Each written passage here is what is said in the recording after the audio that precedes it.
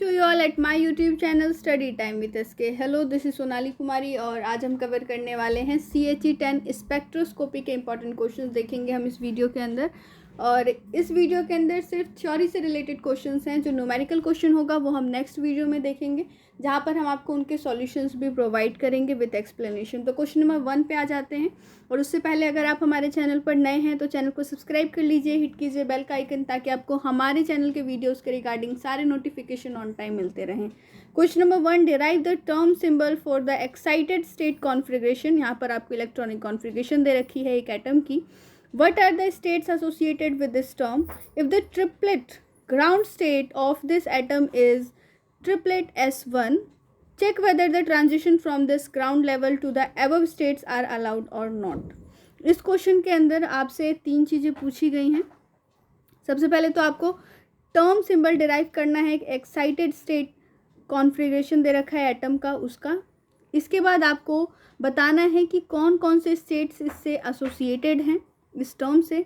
इसके बाद आपको बताना है कि अगर ये जो ग्राउंड स्टेट अगर इस एटम का ट्रिपलेट है तो क्या ट्रांजिशन पॉसिबल है या नहीं है। क्वेश्चन नंबर 2 पे आते हैं। Give the 2 factors on which the population of the rotational energy of the state depends. Provide the necessary expression and explain the terms involved. Question number 3, state Frank Condon principle. Draw the labeled potential energy diagram for CN radical and CO molecule. Question number 4 है, which of the following molecule will exhibit infrared spectrum? इनमें से कौन से वो molecules होंगे जो infrared spectrum में exhibit करेंगे, और आपको फिर उसके लिए एक्सप्लेनेशन भी देना है कि ऐसा क्यों होगा। ये वो सारे मॉलिक्यूल्स हैं जो पूछे जाते हैं। क्वेश्चन नंबर 5 है, representation of NMR and ESR spectrum are different. किस तरीके से हैं ये आपको यहाँ पर बताना है। Question number 6, which of the following will show ESR spectrum. इनमें से वो कौन से मॉलिक्यूल्स हैं जो ESR स्पेक्ट्रम शो करेंगे। इसी क्वेश्चन में आगे पूछा जाता है कि what kinds of species gives rise to ESR spectrum. कौन कौन सी स्पीसीज हैं जो ESR स्पेक्ट्रम को जनरेट करती हैं, राइज करती हैं। जो ESR स्पेक्ट्रम है इसके लिए आप मॉलिक्यूल को जब डिफाइन करते हैं, डिफरेंट कैटेगरीज में रखते हैं, तो वहाँ पर 6 क्राइटेरिया को आपको फॉलो करना होता है। और उन्हीं क्राइटेरिया को ध्यान में रखते हुए आप बताते हैं कि कौन सा मॉलिक्यूल ESR स्पेक्ट्रम शो करेगा और कौन सा मॉलिक्यूल ESR स्पेक्ट्रम शो नहीं करेगा। आगे बढ़ते हैं क्वेश्चन नंबर 7 की तरफ। What is the criteria for a molecule to exhibit IR spectrum. Question number 8, which of the following will exhibit rotational spectrum. Rotational spectrum इनमें से कौन सा मॉलिक्यूल शो करेगा।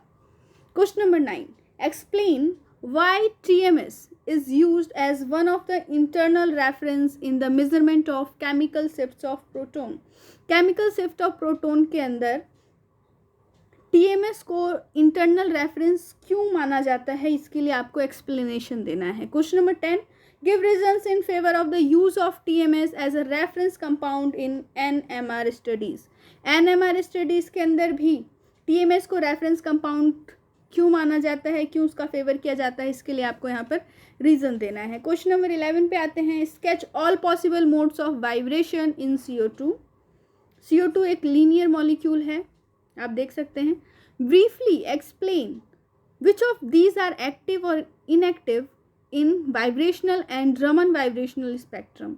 Is the rule of mutual exclusion applicable in this case. Question number 12, What are the transitions present in carbonyl chromophones? Carbonyl chromophore के अंदर कौन से transitions present होते हैं ये आपको बताना है। Question number 13, What do you understand by group vibrations and skeletal vibrations? दोनों को आपको यहाँ पर डिफरेंस भी बताना होगा। क्वेश्चन नंबर 14 है, State the symmetry elements present in the water H2O molecule. Water के मॉलिक्यूल के अंदर कौन कौन से सिमेट्री एलिमेंट्स प्रेजेंट होते हैं वो आपको बताना है। क्वेश्चन नंबर 15 है, what is the effect of decrease in moment of inertia on the rotational energy level. अगर मोमेंट ऑफ इनर्शिया डिक्रीज हो जाता है तो रोटेशनल एनर्जी लेवल पे क्या इफेक्ट होगा, ये आपको बताना है। यहाँ पर क्वेश्चन नंबर 16 पे आते हैं। State and explain the mutual exclusion principle, बहुत ही इंपॉर्टेंट है, कई बार पूछा गया है और आपके बुक में भी काफ़ी एक्सप्लेन्ड है।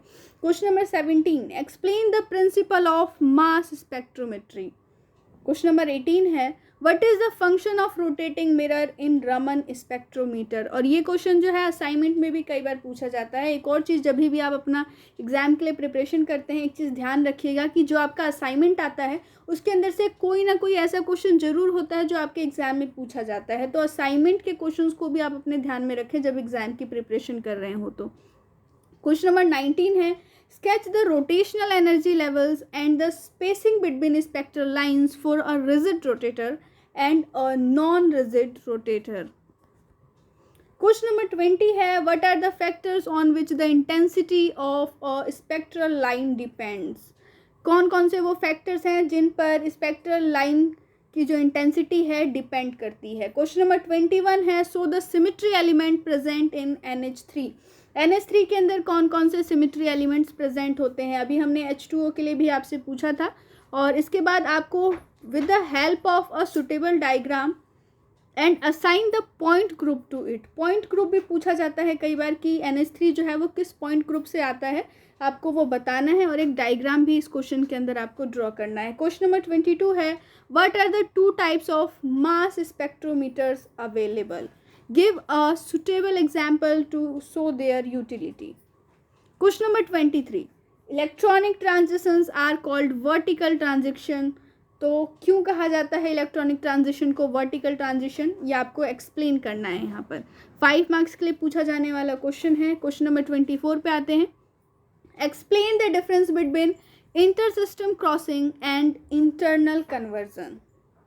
Question number 25, phosphorescence is intense from solid samples, why. Question number 26 है, आप देख सकते हैं यहाँ पर कहा गया है, ये एक मॉलिक्यूल का आपको स्ट्रक्चरल डायग्राम दे रखा है। कहा गया है कि frequency in the IR spectrum आपको बतानी है कि जो एसाइल हैलाइड है वो हायर होती है एल्काइल ईस्टर से और मिथाइल एसीटेट जो है वो कम होती है फिनाइल एसीटेट से। इसके लिए आपको यहाँ पर एक्सप्लेनेशन देना है, रीज़न बताना है। क्वेश्चन नंबर 27 पे आते हैं, what is an ESR spectrum represents, what is the advantage of such a representation. Question number 28 है, केमिकल शिफ्ट, यहाँ पर आपको डिफाइन करना है केमिकल शिफ्ट को and then list the factors affecting it. Question number 29, list the number of rotational and vibrational degree of freedom for CO2 and CH4। Question number 30, give one detector. आपको इनके लिए एक एक detector का नाम बताना है। आपके एग्जाम में काफ़ी एक्सप्लेन्ड है ये सारे टर्म्स आपके बुक के अंदर। IR, UV, रमन और माइक्रोवेव, इन सभी के आपको एक एक डिटेक्टर के नाम बताने हैं। Question number 31, explain the MC Lafferty rearrangement with the help of a suitable example. Question number 32 है, why CO is microwave active while isoelectronic molecule N2 is microwave inactive। हमने माइक्रोवेव के ऊपर एक वीडियो अपने चैनल पे upload कर रखा है, तो आप वहाँ से देख सकते हैं। इसका कॉन्सेप्ट काफ़ी इजीली वहाँ पर हमने एक्सप्लेन किया है। जो माइक्रोवेव एक्टिव वो जो मॉलिक्यूल्स होती हैं उनके अंदर परमानेंट डाइपोल मोमेंट होता है, वहीं पर जो इनएक्टिव होती हैं माइक्रोवेव के अंदर, माइक्रोवेव रीजन्स के अंदर, उनके अंदर परमानेंट डाइपोल मोमेंट नहीं होता है। यही रीज़न है कि जो CO है वो माइक्रोवेव रीजन में एक्टिव है, वहीं पर जो N2 है वो माइक्रोवेव रीजन्स में इनएक्टिव है। क्वेश्चन नंबर 33 पे आते हैं, what are Rayleigh Stokes and anti Stokes line. इन तीनों लाइंस को आपको यहाँ पर डिफाइन करना है। Is the intensity of Stokes lines different from that of anti Stokes lines, and इसको आपको फिर यहाँ पर एक्सप्लेन भी करना है। आगे बढ़ेंगे क्वेश्चन नंबर 34 की तरफ, explain what are D lines in Na spectrum. Na के स्पेक्ट्रम में, सोडियम स्पेक्ट्रम में D लाइंस क्या होती हैं ये आपको बताना है। क्वेश्चन नंबर 35 है, derive the term symbol for D state of H atom. इन दोनों क्वेश्चंस को आपको मिलाने की जरूरत नहीं है।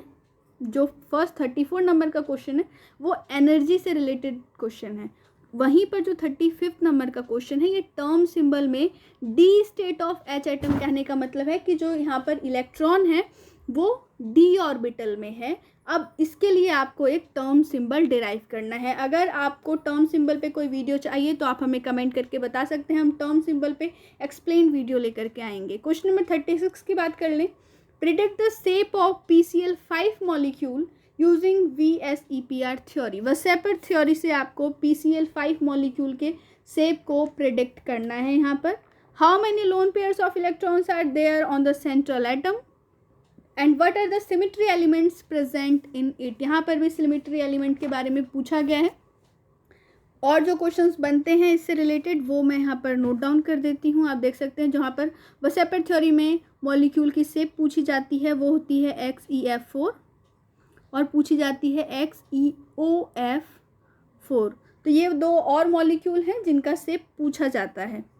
क्वेश्चन नंबर 37 की बात करेंगे, draw a block diagram for a single beam infrared spectrum. और एक ब्लॉक डायग्राम बनाना है माइक्रोवेव स्पेक्ट्रम के लिए, और ये दोनों ही स्पेक्ट्रम ऐसे हैं जो कई बार पूछे जाते हैं, इसीलिए हमने इसे इंक्लूड किया है। क्वेश्चन नंबर 38 पे आएंगे, what are the selection rules for. ये वो क्वेश्चंस हैं जो सिलेक्शन रूल को लेकर के पूछे जाते हैं। क्वेश्चन नंबर 1 है, a harmonic anharmonic oscillator to show vibrational spectrum. कई बार हार्मोनिक के लिए पूछा जाता है, कई बार एन हार्मोनिक के लिए पूछा जाता है। पॉइंट नंबर बी है, वाइब्रेशन रोटेशन रमन स्पेक्ट्रम। इसके लिए भी आपको सिलेक्शन रूल बताना है। Point number C, electronic transitions of diatomic molecules.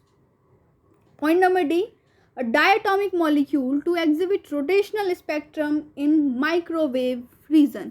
इन सभी के लिए आपको सिलेक्शन रूल्स के बारे में बताना है, 1 मार्क्स में पूछा जाने वाला क्वेश्चन है। क्वेश्चन नंबर 39 पे आते हैं, draw block diagram for an absorption spectrometer. Absorption spectrometer के लिए एक ब्लॉक डायग्राम बनाइए and then name the source used in any 2 of the following. Point number 1 है microwave spectrometer. Point number 2 IR spectrometer. Point number 3 Raman spectrometer.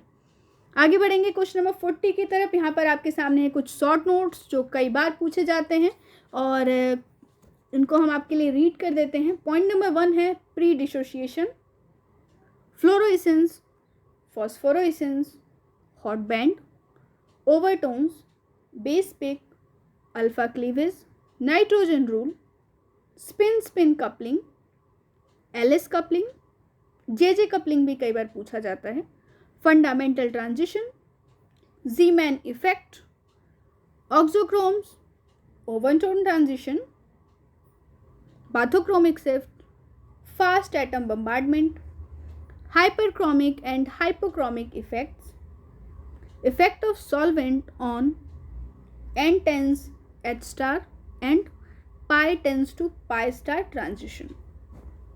और इसके बाद है question number 41 जो बहुत ही इंपॉर्टेंट है और आपको हर दूसरे क्वेश्चन पेपर में इस टाइप का एक क्वेश्चन देखने को मिल जाएगा। इस क्वेश्चन के अंदर क्या करना होता है वो सारी बातें हम आपको बताएंगे। सबसे पहले क्वेश्चन रीड करते हैं। A compound having molecular formula C2H7NO showed the following spectral data. एक कंपाउंड का मॉलिक्यूलर फॉर्मूला आपको बताया और वो सारे स्पेक्ट्रल डेटा आपको दे दिए हैं जो इसके लिए ज़रूरी है। आगे आपको इसका स्ट्रक्चर प्रिडिक्ट करना है। मास स्पेक्ट्रम में इसकी आपको बता दी है कि क्या इसका स्पेक्ट्रल डाटा है, IR स्पेक्ट्रम में बताया है, NMR स्पेक्ट्रम में बताया है। अब इन सभी डेटा को आपको कंसीडर करना है और इसके बाद बताना है कि ये जो कंपाउंड है जिसका मॉलिक्यूलर फॉर्मूला आपको C2H7NO दे रखा है इसका स्ट्रक्चर क्या होगा। बहुत ही इंपॉर्टेंट और बहुत ही इजी मेथड है ये क्वेश्चन नंबर 41 का और इससे आप इजीली 5 मार्क्स अर्न करते हैं इस मेथड को ऑप्ट करने के बाद। तो ये तो था आज का वीडियो जहाँ पर हमने CHE10 स्पेक्ट्रोस्कोपी के इंपॉर्टेंट क्वेश्चंस देखे। ये वीडियो आपको कैसा लगा हमें कमेंट करके ज़रूर बताएं, अपने फ्रेंड्स के साथ शेयर करें, वीडियो को लाइक करें। तब तक के लिए स्टे ट्यून। जय हिंद, जय भारत।